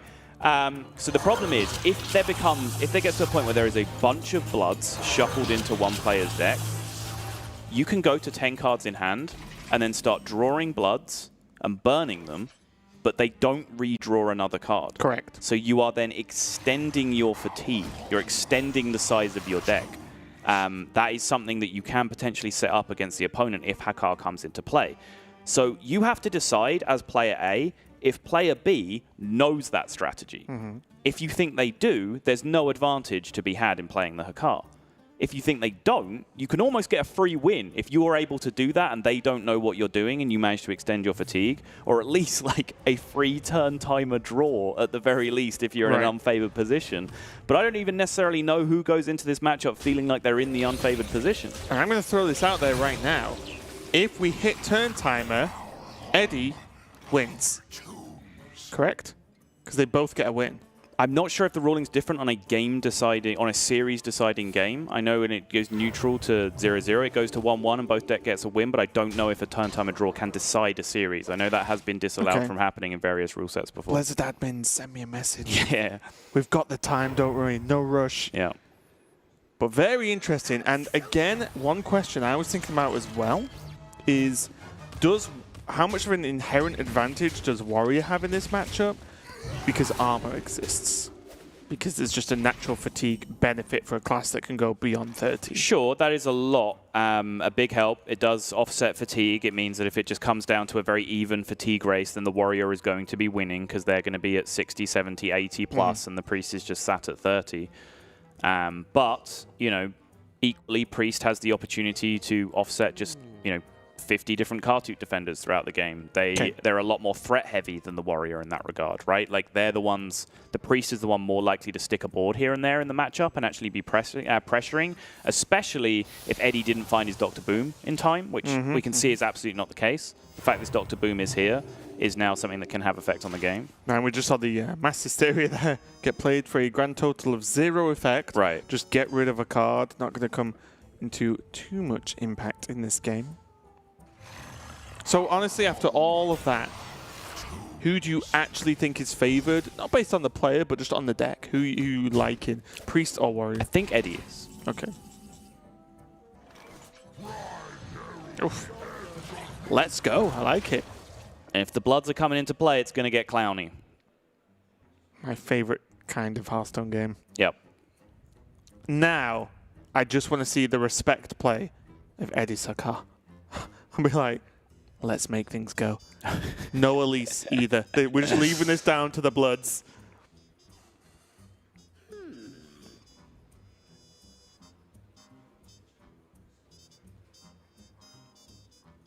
So you can also choose to go about it the other way, right? Where instead of building up a bunch of Bloods in your deck, like waiting until you've duplicated them a few times to extend fatigue, as I was talking about before, you just kill the Hakar and then you just straight up 10 card, like immediately. The problem with that is that there are key cards in your deck that you have to have access to before that happens, like Archivist Elysiana, which neither of them have right now. So the spooky thing here is that if Bloods go into the deck, they both do have to open their hand to draw cards to be able to pick up that Elysiana, the Brewmaster, the Seance, like all of these things that extend their hands into that super hyper late game fatigue. It's exactly what the questions Derek and myself were asking when in a previous series when we saw the priest player play Hakar and didn't have Elysiana, and Elysiana could have easily been the last card in the deck, and then they could just die. So it was something I was thinking about back then as well. Yep. Funnily enough, now we see the Sylvans come down for Eddie. Yeah, that matchup was super interesting. The Dead Draw versus Eddie, what was it, Priest versus Warrior? What matchup was it? When he conceded after he drew multiple Bloods. Yeah, I think it was Priest Warrior. Yeah. Because I feel like he had the same tiny fraction of a percentage to win that matchup as he was continuing to play to in the Warrior matchup instead. And he just conceded it, which is kind of interesting. Like, I certainly don't begrudge him conceding it there, but it was just really interesting when we were watching it backstage. I know Huntrace was like freaking out, like, dude, he can win. What's he doing? Huntrace always thinks he can win, though. That's why he's Huntrace. If you believe it hard enough. Let's see Wargear come down there from the Discovered Mech. So Eddie doing a decent job so far of actually keeping his health totals pretty far apart. 45 health for Eddie. And now it's going to be Kin on 23 and facing down the Wargear. And Shadow of Death on a Wargear is a big victory for Eddie as far as I'm concerned. Sure. I mean, this is an Azoth turn. There's his own Hakar, for example. If Hakar ever gets to hit face, you're feeling good about that. Oh, I like Slam Emperor here. Just see a Shadow of Death. He doesn't hit either his Brewmaster or his Elysiana, though. That's annoying, isn't it? Yep. Wait, what's the... There's Was it Dynomatic of the 5-drop there next to it? It's Dynomatic is the second to the left Yeah, card. and I then think the N'Zoth. far left card is N'Zoth. Yeah. Thank you, Eddie. Appreciate it. Yeah, I'm with the hold then. I actually couldn't tell what the far left card was, so I wasn't sure. But yes, you do need to hit at least one. Don't you need to hit both? Yeah, one. Just one of them. Since he's hitting a Shield Slam in his hand alongside that, most likely he is going to have like a decent tempo turn where he's able to do it, or at least a decent removal turn. Of course, it's very anti-tempo to just play 9 mana 7/7 and then pull it back to your hand. Blood gets drawn for Eddie. 2 more go in the deck. Very early on. Yeah. Right. And he's going to continue to draw cards, like you said. Well, he needs to, right? He needs the Elysiana. Yep.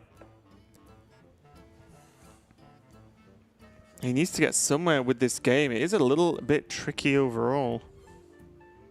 But again, I will just mention that I think people don't realize how many hits of bloods you can actually take. Right. It's actually quite a lot. He's on 47 health right now, and he has Blast Shield. Yeah. Whereas if this was happening to Kin, I think he would still take a few, but would feel more worried because there is just a like, well, in a few more turns if this happens, I actually just die. Yeah. Whereas Eddie can soak so many extra hits, it's insane.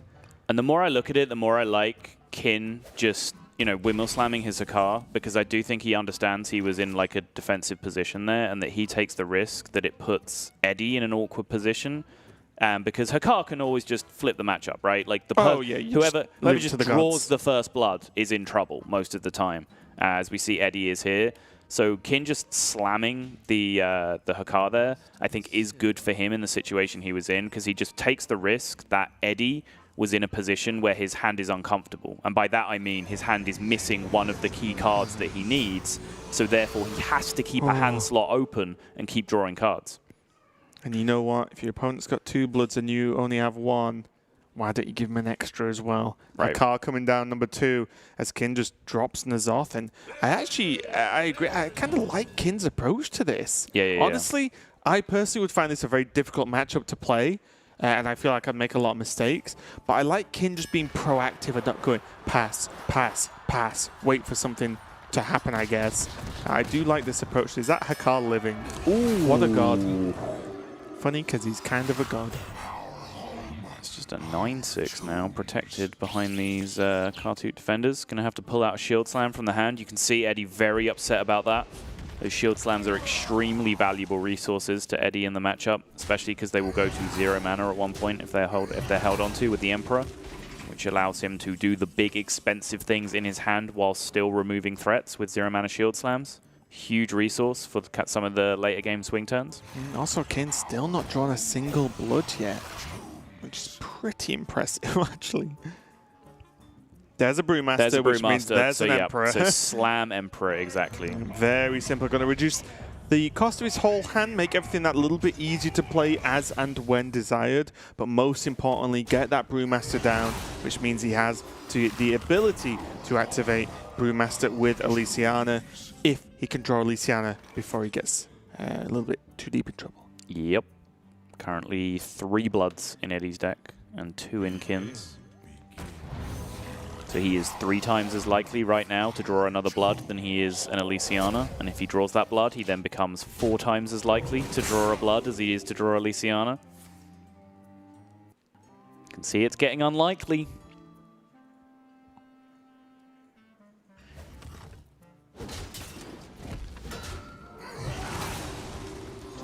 It's so crazy, and I'm not taking anything away from players here, but this game was very much, Hakar, do me a favor. You know, like, just played it out, and he made the choice to do that, of course, right. But it is paying off for him, whereas he's not trying to take this, oh, I'm going to make this game go super fatigue. Right. I'm going to just try and do something proactive in the game. Right. But, I mean, there is still a ton of agency that you have in terms of, like, how you play with Corrupted Bloods, like when you open space in your hand, how many you decide to draw, whether you choose to do, like, the fatigue offset thing that I was talking about, whether you just have to turbo draw before the Bloods come down so that you can secure key cards in your hand before Bloods come into play, right? Like, push yourself really quickly through your deck. Right. As if you were trying to find, like, Dr. Boom in current Warrior Mirrors or Justicar in previous Warrior Mirrors. Like, it was fine to draw until you hit that card because it offset it. Similar kind of thing. Just get that done before the Bloods get in there and dilute your deck away from making those draws. Oh, this no Elysiana is absolutely killing Eddie, though, isn't it? Yep. Just has no game until he finds that card. He's just not drawing either, which is just like, that's the ultimate tease right now. Yeah, he's either going to save the day or he's going to die very quickly. There's no in between.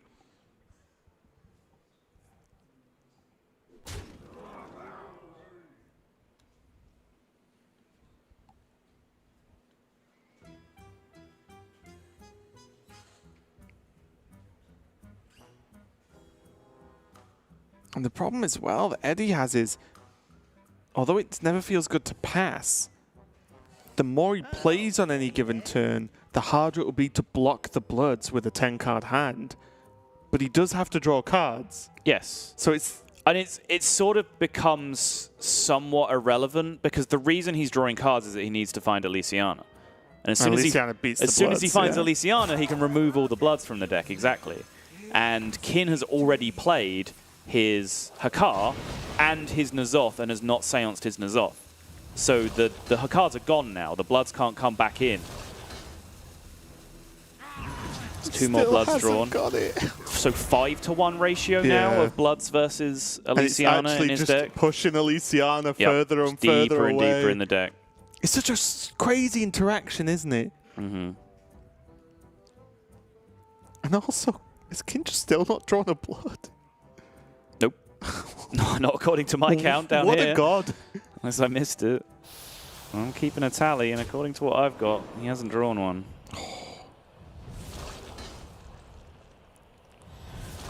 Extra 3, extra 4. 3, sorry, now. +3. Eddie just shaking his head. +4. Oh, there we go. Okay. All right, he got there. And now, Eddie was looking in a horrible spot, potentially. He looked like he could just die in a couple of turns. Yep. He has got the Elysiana, and Kin cannot, not cannot, but is unlikely to activate an additional Hakar this game. Well, now the situation is flipped back on Kin, because remember, Kin still has 2 bloods in his deck right now, does not have his Elysiana in his hand, does not have his Seance in his hand. And he can't tank bloods for anywhere near as long well, look, as Eddie was look able how many to Eddie do. took, and he's on 40 health. Exactly. It's insane. Also, funnily enough, there can be some accidental mishaps Hold here. it there for a second, please. Stegatron, Star, Omega. Sure, thank you. Where the Mass Resurrect can actually bring Hakar back, which Kin might be too deep down the rabbit hole to want to do. Right. So, also, Kin could accidentally trip into another set of bloods into his deck. Yep. The stars align. Do the stars align? We're going to find out. Well, he does have a second Star Aligner in the deck, so that's 2 7 health minions. And then N'Zoth, that's 5-7. There we go, easy. Easy. Elysiana as well. After he draws. Yeah. Oh, Really? Katrina. Really? Are we going to Clown Hakar. Town? Are we going to Clown Town? Oh, Is yeah. that where we're going? Got my big shoes on and my funny car ready.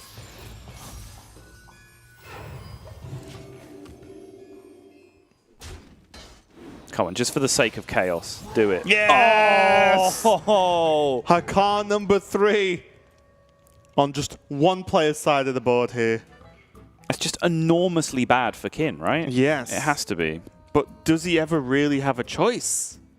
He can't just not do anything, right? Sure. Because that still makes bloods bad. Sure. Okay, then. He is shield slamming this Hakar, correct? Eddie has on-demand Elysiana, so he can still tank bloods and still Elysiana whenever he wants. Yeah. He can tank card it if he wants. Yep. Yeah, King can't. So he already has bloods in the deck. Get more in there is what I say. Right.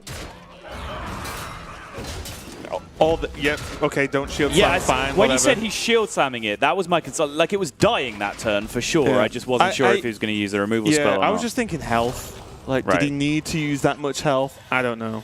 But that's another blood in the deck as well. Yep. Is that 3 or 4? 3. 3.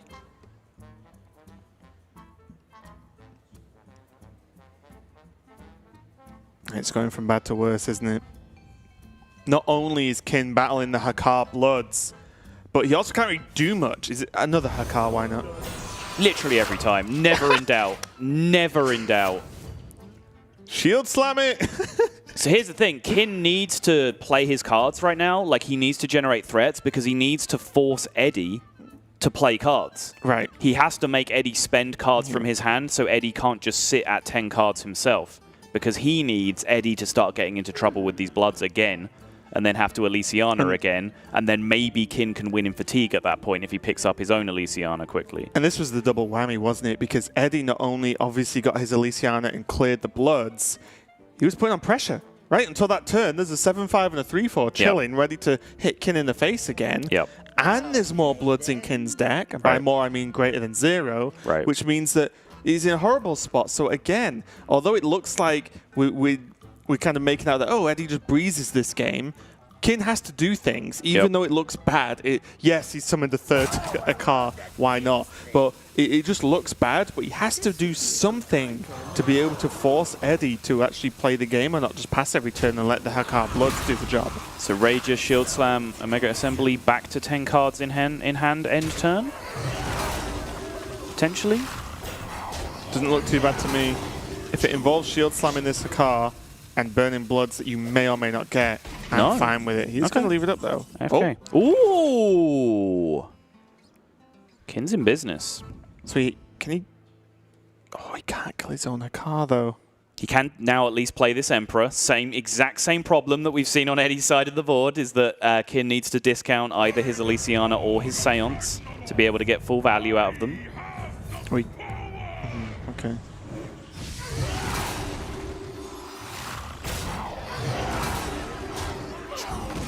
So now Eddie will have not a guaranteed read that Elysiana's in hand, but a likely read. Yep. Well, Elysiana or Seance, one or the other. Yeah, I just mean in terms of his priority level of killing Hakar or not. If he has Seance in hand, doesn't really care. He kills the Hakar. Either way, he wants both before more Bloods go into the deck. Right.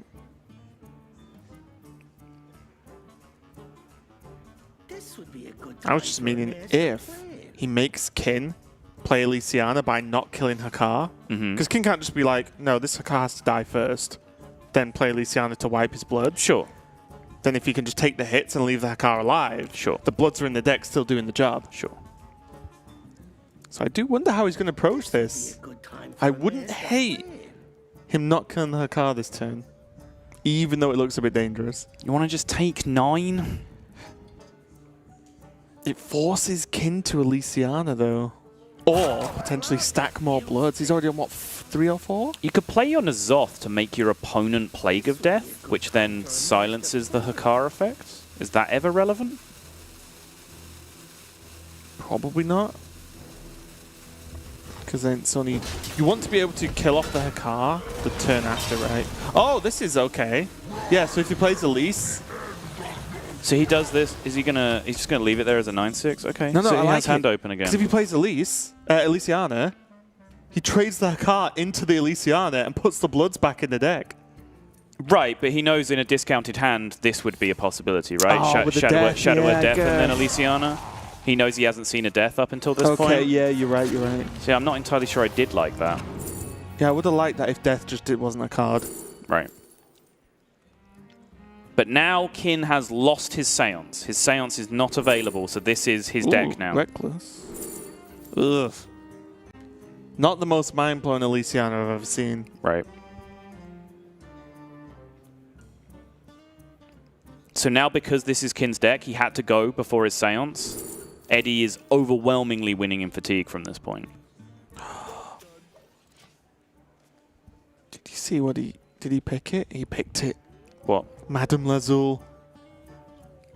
What's a Madame Lazul? Discover a copy of a card in your opponent's hand. Ah. This game's never going to end, Sol. Let's not. Rebook the flights home for Tuesday at this point. Yeah, for sure. That's always the play. A good time for a master plan.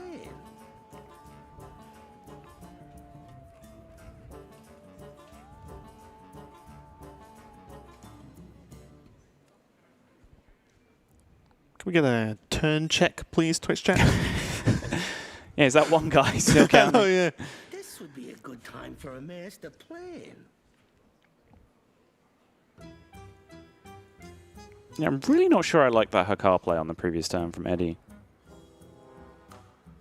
Well, just a confirmation I've had, if I've read this card right. If it is a turn limit, Eddie does get the win. Okay. But both players get it's the double win, double loss thing. The series would end 3-2. Yes, the series would end 3-2.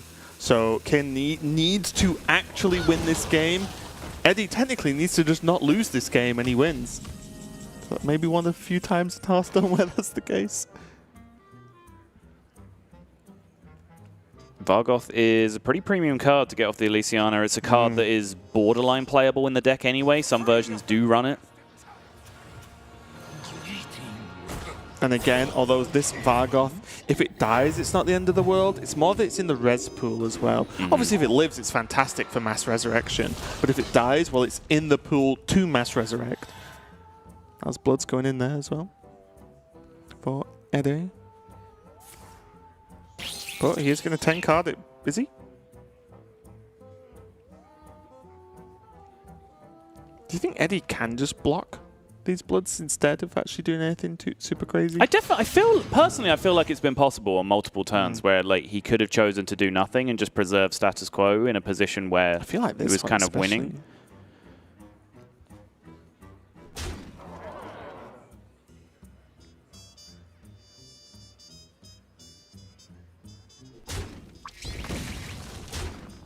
Yeah, I mean, he wasn't facing down a lot of damage with just the Vargoth and the 2/6. Maybe he just really wanted to kill the Vargoth. I just would have thought he has Brawl for if Mass Resurrect and Vargoth comes down. Maybe that's not enough, in his opinion. I think he's also just comfortable in the situation, right, where like, sure, there's a bunch of Bloods getting added to his deck, but he can keep tanking Bloods for a little while at this point. And then as long as he waits long enough, he can just then Elysiana himself and still just be in control of the fatigue counter. The ultimate addition to N'Zoth deck. Is that Rogue Legendary? I forgot the name of. It's very short, isn't it? Madam Ankar or something like that? No, it's Ankh. Ankh? Yeah.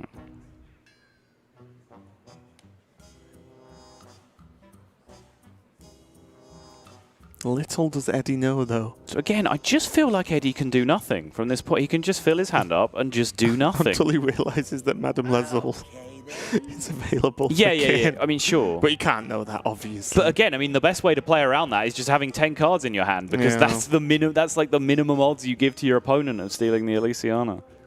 And the problem is the card count.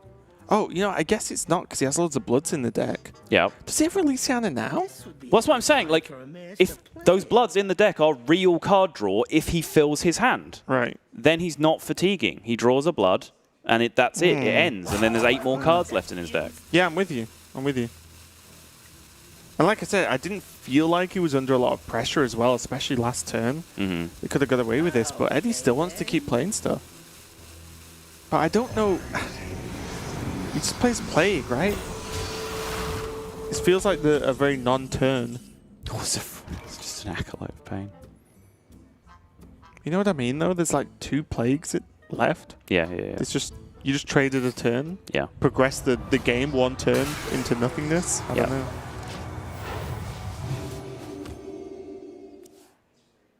Oof. Blood.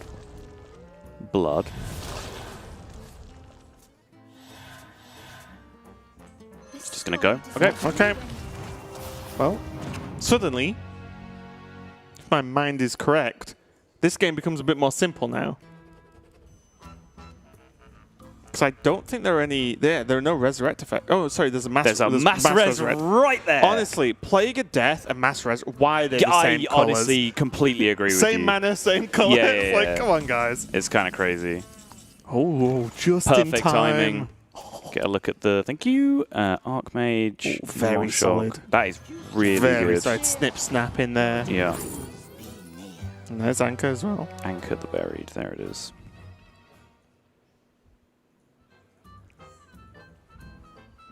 Really bad options there for 5 mana, 5/5. Let's go.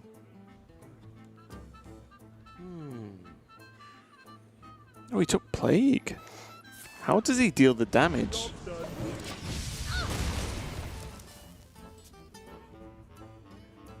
It's an excellent question. And now it's going to be 9 cards versus 6, as you can see in the card count on the right at each player's deck, which means naturally Eddie has an advantage just in terms of how fatigue works. And a big one at that. He is lower on health, though, as he did take a fair few hits from those Bloods. He did.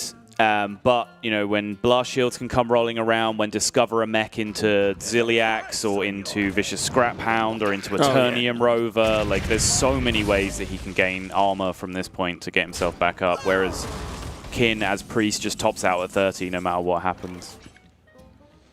And now going into the delivery drone means that Eddie has a chance to get one of these high-impact mechs, as well as that Omega Assembly in his hand as well. Yep.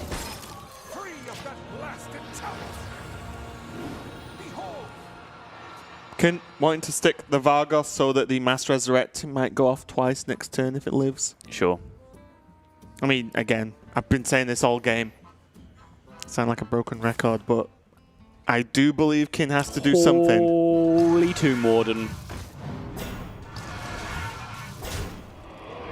And there goes Varga. And honestly, I don't even... I guess this is good. Plague Reckless. She's 10? Not like this, Sol. Not like this. So he's just set up lethal. And what can Eddie actually do?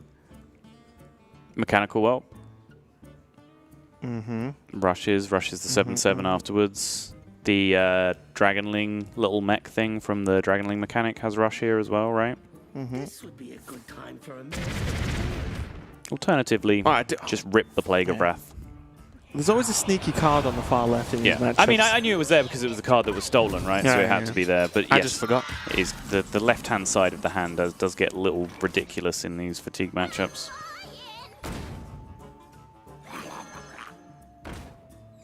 Yeah, I mean, I dare you to find somewhere else for that to go than your opponent's face. Like, that is your win condition right now.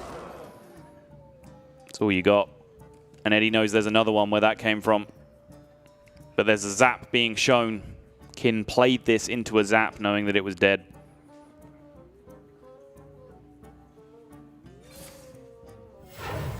Because of that, I don't think the Forbidden Words really does anything, right? Like, it never protects his 5-2. Oof. Okay. That Snip Snap is just... I think he has to discover, though, right? All of the removal that ever existed. Oh, he makes these 1/1s. Yep. Not bad. I'm free, and so is my curse. Me have master plan. You know stop. So now, Me have master arguably... plan. You know stop me. This is so funny. Arguably, if Eddie stays above 5 health, he should be fine. Yep. Unless Mass Resurrection gets double Reckless Rocketeer. Gets the Rocketeers, can also get the Hakar, which can then put Bloods in, which can then be drawn and be lethal after the Rocketeer connects. This game is so intense. There Oh are my outs. God. There are several outs still for Kin, even after all of this being in a really unfavored position for a significant amount of time. Eddie wants to see Blast Shield right freaking now. I'm not even mad. Called it. I'm impressed. So now it almost certainly has to be a Plague of Death here because Kin cannot just let Eddie hit him that hard because he is going to be stepping towards fatigue very, very soon. Hero Power to put him to 29, but that Blast Shield might have just finally saved the day here for Eddie. Scrap Hounds and Ziliaxes, again, it's the kind of thing that Eddie's looking for here. Doesn't Even a find taunt, them. The taunt, though? Sure. Because he knows he's up against a Reckless and maybe a Summoned Reckless. Sure. But yes, I mean, sure, the taunt does protect him from a Reckless hitting him, which is relevant, but it's relevant. The relevancy is just in reference to this fatigue counter right now. He needs enough health so that the fatigue counter works in his favor. And honestly, after seeing the Plague of Death now, just Big Bad Archmage might be enough to just catch him up. Bang! Take 5 more, dummy. Maybe the last game of Masters Tour Bucharest is coming down to the Reckless Rocketeer voice line. Yep. No complaints on my side of the table here. Bulldozer picked up from Eddie. And surely he has to taunt this turn, right? Because he knows there's a Mass Resurrect. He knows he could lose, although to be fair, he is on 11 health. But then he's going to take fatigue pretty soon.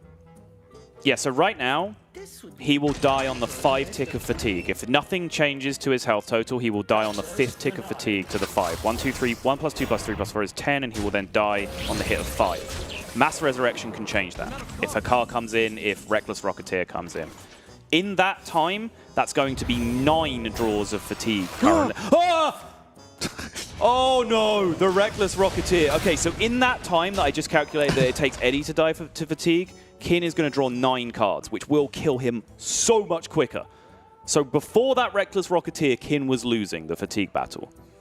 Now I have to do that all again. So if you'd like to talk for a bit, please do feel free. Hurry up. I'm still waiting for the first analysis level to come down. But anyway, here, now the Big Bag Archmage is not going to be enough because obviously he's facing down just lethal. So it looks like Eddie is going to be going for what, just full Warpathage here to be able to just clear off this whole board. The healing on Kin, Sol will be able to work out whether that adds enough healing to make buy a turn or not. Normally, I think 27 to 30 doesn't actually end up buying any time. You have successfully talked for long enough. Okay, there you go. I'm done. If again nothing changes, Kin is now winning in fatigue because of that Reckless Rocketeer. But there's Blast Shield, exactly. there's extra Eddie damage needs from Blast Eddie. Shields, he needs Ziliaxes, he needs Vicious Scrap Hounds, he needs Eternium Rovers. And he's also going to have a 7/7, which helps. Yeah, and of course, none of that factors in Minion just damage, a minion hitting someone in the face, which completely changes everything. 30/30 hits the board. Blast Shield. And 30/30 hits the board. Someone complains, it's like, well, Sol said it wouldn't be done for another few turns. It's like, right. And none of those really help out Kin now. He has gone for the Big Bad Archmage, but the negative, of course, being 10 mana means that he can't do it this turn, which means he just has to push what he can. But as we said, the Blast Shield and now a 7/7 hitting the board. There's plenty of other stuff where this Steel Rager can just on-demand remove a minion as well, if that's what Eddie decides is going to be enough. Snip Snap, of course, adding extra damage to the board in any way, shape, or form Eddie chooses. Yeah, just press that hero power now so you don't forget. I think it's pretty important. Yeah. Let's get that done nice and early. Just press it. Avoid disaster wherever possible. And now 7 to the face is huge. This just obliterates any kind of fatigue timer. Yep. And this Big Bad Archmage, well, let's see. Oh, and Eddie gives out the biggest sigh of relief because that is not a relevant factor there. And being able now to clear the board and keep minions on his side, that means that all the fancy fatigue maths you want are irrelevant. If a player wins the board, they win the game, they win the series, and they win Masters Tour Bucharest, Raven. Yeah, absolutely due as a sigh of relief there from our winner, Eddie. He has crushed it throughout the whole of Swiss, throughout this whole of the top 8, with some of the most intense, in-depth, longest matches of Hearthstone I've ever seen. And Eddie is going to be your Masters Tour Bucharest champion. Commiserations to Kin, but a very, very deserving second place for him. Again, Eddie, like, how do you do that for 3 days? That's absurd. He's just done that. That's been his entire weekend. Like, hey, what did you do last weekend? I just played Fatigue Mirrors for 12 hours a day for 3 days straight. Did you enjoy it? Yeah, I had a great time. You? Yeah, I mean, I brought the lineup. It's awesome. Yeah. I chose this for myself. We don't give players lineups, right? Like, we decided that, you just play this. It'll be great. We've just cast a couple of them, and in your words, we're knackered. We've had enough. I'm ready for bed. Eddie's part of me was like, can I get away with, like, while the camera's over there, just get up and go. Eddie's just been doing it all weekend. He's been doing it fantastically well. Even in that, like, I think I would have played that differently. I have no idea whether my plan was better or worse, but I know that Eddie found a line that won and stuck to it and executed it.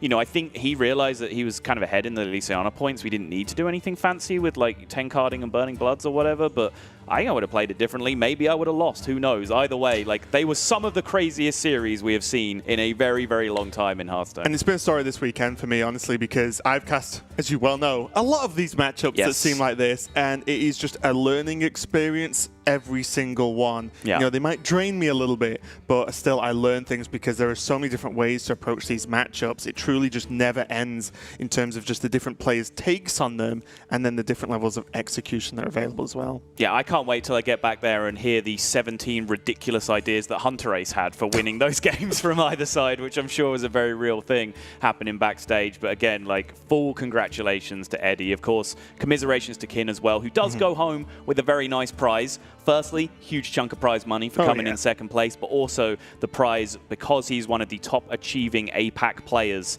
for the 2019 season, he is now going to be entered into the Grand Masters program for the APAC region going into 2020. Yeah, and honestly, as we can just review the final day here from the top 8 all the way down to Eddie being the champion there.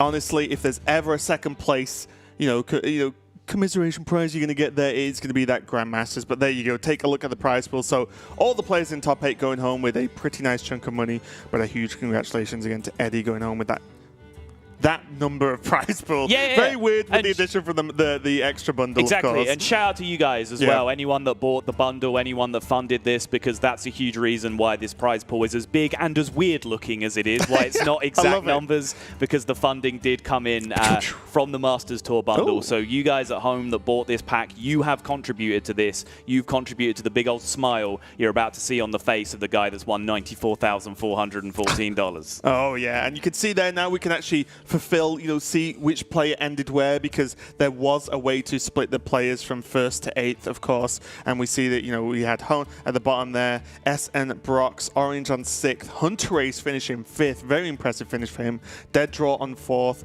Totosh on 3rd, Kin, 2nd place as we saw, and of course Eddie as the winner overall. A pretty crazy series, and honestly, I think Kin played well, but again, it just continues to baffle me what I feel like Eddie's level of grasping matchups and strategy is. It's insane. Yeah, obviously I didn't cast much America's Grandmasters. I was primarily doing Europe, but there was one week where I went over there and filled in for Frodan, and Eddie was a player who really impressed me when I went and did that. And I think he's continued to do so. I think he's a fantastic player. As I mentioned, even formerly when he was playing as Sohyun, he was a player that we saw in Swiss brackets. Like, oh, this guy just 8-1 the Swiss, 9-0'd the Swiss, but then he'd show up and on camera and he'd lose his top 16 game. We were like, oh, when's this guy going to actually get his big break? And just that accumulation of points that he picked up from all of those top 16s and so on meant that he became a Grandmaster for the Americas region. He got to show on a consistent basis just how good a player he is. Yeah, super impressive overall. And let's hear a little bit less from us and a little bit more from your champion, Eddie, as I believe he's standing by now with Falcone. Thank you, Raven. I am now joined by Eddie, your champion of the Masters Tour here in Bucharest. Eddie, run me through your thoughts. You've just won. My brain is kind of blank right now. I'm still trying to realize that I actually won. It's a dream that I always wanted, to win that big of a tour stop, to prove that even though sometimes my decks and my gameplay might not be similar to other players, but I still believe in what I think is the best, and I just keep doing it, and this time I finally paid off. Okay, well, speaking of what you think is the best, your lineup was incredibly greedy, and I mean, we've all been here for a very, very long time watching your games. Talk me through your lineup. Going into practicing this week, I knew that I wanted to bring Questrid. I think it's a very strong deck. I wanted to bring some N'Zoth decks because it got rotated from the wilds, and I think the cards are very strong right now, especially since aggro aren't really as strong as it used to be. There's no Murloc Shaman that kills you on turn 5. Most people hedge and bring Highlander Warrior, Highlander Paladin, which is still more like a mid-range aggro deck, but it's just way slower, and it allows me to build my deck a little bit greedy. So after deciding on Questrid, and I just put most of my N'Zoth decks. I put Control Warrior with N'Zoth, with Archivist, and then I played my Priest with Archivist as well, which is, I believe, rather less people do it. I did not assume I did not think the meta would be a lot of Res Priest or a lot of Control Warrior, but it's always good to have Archivist, since one of the main matchup is if you're against Control Warrior and they have Archivist, they can easily fatigue you out, and Archivist does a really good job if you have it in Priest to fight for the matchups, because Priest has no card draw. So if Warrior only has Archivist, it limits a lot of their shield block for draws and time card for draws, etc. So the last deck was Quest Shaman. It's just very solid deck. I think it's just very strong against control, and you can easily win games against aggro with Evolve being in the standard right now. Okay, well, it obviously worked out. A very long, tiring day for yourself, of course, but I'm hoping that now it's worth it. To bring you your trophy, I'm honored to introduce Alex Charsky from Blizzard Entertainment, product manager of the Masters Tour. On behalf of Blizzard Entertainment, it is my honor to present to you this trophy and the title of Bucharest Master Tour Champion. Congratulations, Eddie, the winner of Masters Tour Bucharest.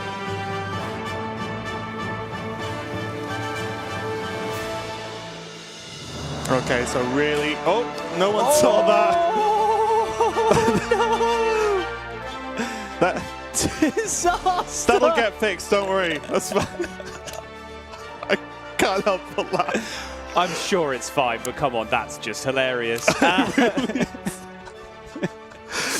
Derek off camera right now is not helping. Complete busters there. There we go. So I can confirm that the trophy is fine. I'm pretty sure it's actually built in pieces. Yes, if that makes sense. That is so a completely it did detachable literally part just that come fell off. off, Nothing yes. snapped, nothing broke. Yeah. We're all good. We can recover. But once again, congratulations to Eddie taking the victory there. And honestly, I just want to highlight one more time how impressive overall it has been, just from him bringing this lineup and going all the way from just round one of Swiss a few days ago now, all the way to this point into the finals and taking that championship. Yeah, and it's serious. Like, you know, people might turn their nose up at the idea of, you know, endurance or whatever else in Hearthstone, but seriously, like, talk to Hunter Ace, talk to Orange, talk to these top-level players who put their everything into playing Hearthstone for day after hour. You know, there's been this article shared around recently about how many calories are being burned by people playing chess for many hours. You know, very, very similar kind of mental processing that does go into playing Hearthstone at this level as well. So it is genuinely exhausting and fatiguing for these players. And that man right there has been playing the slowest, grindiest, greediest decks you can imagine for 3 days straight for 12 hours a day, and was still playing great in the final. And that is an incredible achievement, a deserved Grandmaster, a deserved Masters Tour winner, a deserved $94,414 in his pocket. I hope that was the right number. We just kind of freestyled it. Either way, you know, much love to Eddie. Huge shout out to him. Incredible player. Very, very well done. Yeah, and that's going to be it for us as well. A deserved win for Eddie and a deserved break for us and him after this long day of Hearthstone. So we hope you enjoyed the show and had a great time watching. We hope all the players enjoyed it too. And from ourselves, the other casters, of course, Lorinda, Derek, and Falcone. Falcone was on the final, that's why. We would get an earful if we got off broadcast doing that. So, from all of the casters here and all of the production, everyone from Blizzard who helped put on this tournament, thanks a lot for watching. We hope you had a great time, and we'll see you next time.